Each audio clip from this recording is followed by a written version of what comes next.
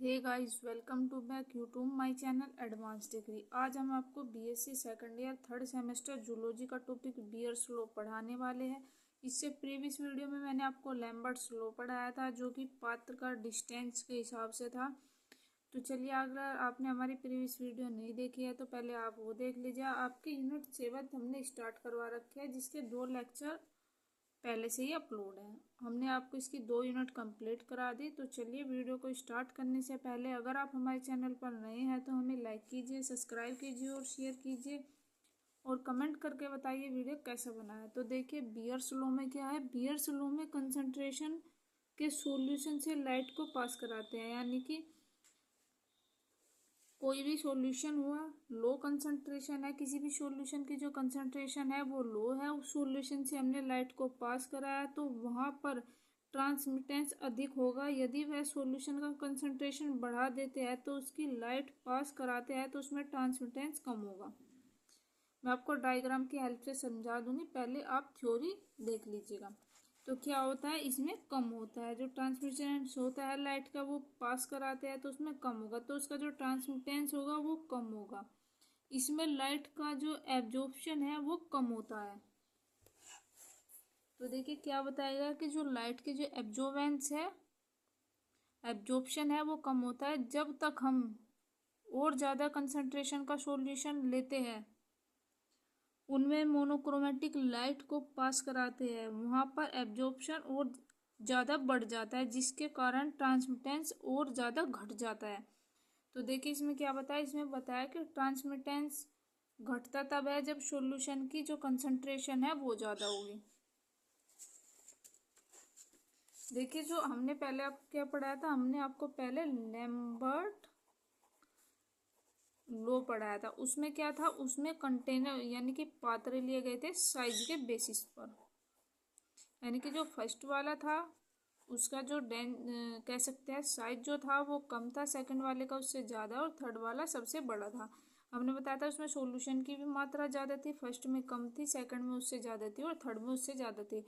तो उसमें क्या हो रहा था, उसमें सेम सॉल्यूशन भरा हुआ था, लेकिन जो कंसंट्रेशन थी वो लास्ट वाले की ज़्यादा थी, क्योंकि सॉल्यूशन उसमें ज़्यादा था और उसका पात्र का जो साइज था, डिस्टेंस था, वो भी अधिक था। तो देखिए इसमें क्या है, जो ये बियर्स लॉ है, अब यहाँ पर बात क्या करते हैं, बियर लॉ के बारे में। तो देखिए जो बियर्स लॉ है इसमें बताया गया है, इसमें कंटेनर का जो साइज है वो सभी का सेम होगा, लेकिन इसमें क्या होगा, इसमें जो सॉल्यूशन होगा, जो इसमें सॉल्यूशन होगा उसके में जो कंसंट्रेशन होगा, जो इसमें कंसंट्रेशन होगा वो किसी सॉल्यूशन में कम होगा और किसी में ज़्यादा होगा। मान लीजिए इसमें कम कंसंट्रेशन का सॉल्यूशन भर दिया हमने, तो इसमें हमने लाइट को पास कराया, वो क्या होगा, वो कम एब्जॉर्ब होगी। जो उसमें एब्जॉर्प्शन की पावर होगी वो क्या होगी, वो इसमें कम होगी, क्योंकि कम यानी कि एक तरीके से कह सकते हैं, कोई पानी है उसमें हमने चीनी को घोला है, जिस पानी में कम चीनी होगी तो उसकी क्षारता वो क्या होगी, कम हो गई, यानी कि उसकी जो डेंसिटी नहीं कह सकते उसको, उसे बोलेंगे जो गाढ़ापन होगा वो कम होगा। जब हम कम गाढ़ेपन में लाइट को पास कराएंगे तो वो जल्दी निकल जाएगी बाहर की ओर, कंटेनर में बाहर की ओर ट्रांसमिटेंस हो जाएगी। लेकिन कोई सॉल्यूशन है वो पूरा ही गाढ़ा है, जब हम उसमें लाइट को पास कराते हैं तो जो सॉल्यूशन होगा वो उसे एब्जॉर्ब कर लेगा और आगे की ओर निकलने नहीं देगा। तो बियर्स लॉ में क्या बात कही गई है, बियर्स लॉ में वही बात कही गई है कि जो सॉल्यूशन है उसकी जो कंसंट्रेशन है अगर वो अधिक है तो लाइट ट्रांसमिटेंस नहीं होगी, यानी कि वो बाहर की ओर निकलेगी नहीं, वो सॉल्यूशन ही उसे एब्जॉर्ब कर लेगा। लेकिन लैम्बर्ट लॉ में क्या था, लैम्बर्ट लॉ में पात्र के साइज के बेसिस पर किया गया था, और जो बियर्स लॉ है इसमें क्या है, इसमें पात्र का साइज सेम है लेकिन उनमें अलग अलग सॉल्यूशन भरे हुए हैं, यानी कि किसी पात्र में कम कंसंट्रेशन है सॉल्यूशन की, किसी में ज़्यादा है।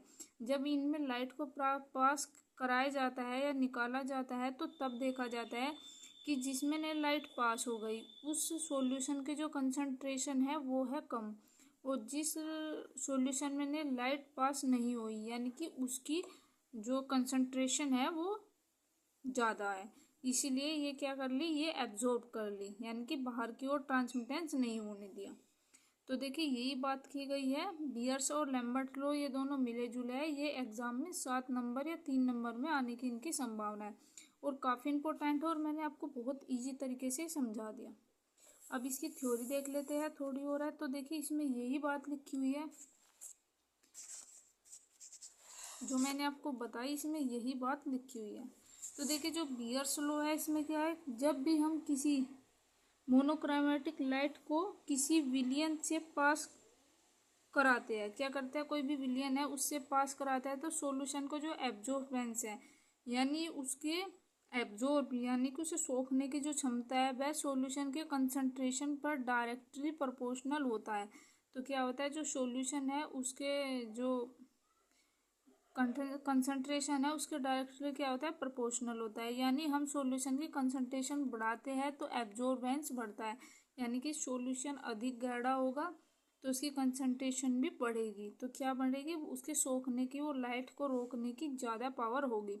यदि हम सॉल्यूशन के कंसंट्रेशन को घटाते हैं तो एब्जॉर्बेंस घटता है। यदि हल्का पानी होगा यानी कि गाढ़ा पानी नहीं होगा तो जब हम उसमें लाइट को पास कराएंगे तो आसानी से बाहर की ओर लाइट निकल जाएगी। अगर ज़्यादा है तो ज़्यादा एब्जॉर्ब करेगा, यानी कि कंसंट्रेशन ज़्यादा है तो वो ज़्यादा एब्जॉर्ब करेगा, अगर कंसंट्रेशन कम है तो वो कम एब्जॉर्ब करेगा। अब क्या करेगा, अब बताएगा इसे डायरेक्टली प्रोपोर्शनल है। तो E इजकल टू के सी, ए जो है वो एब्जॉर्बेंस है, जो सी है वो कंसंट्रेशन है और के जो है वो प्रोपोर्शनली कॉन्स्टेंट है, यानी कि के जो है यहाँ पर वो कॉन्स्टेंट रहेगा।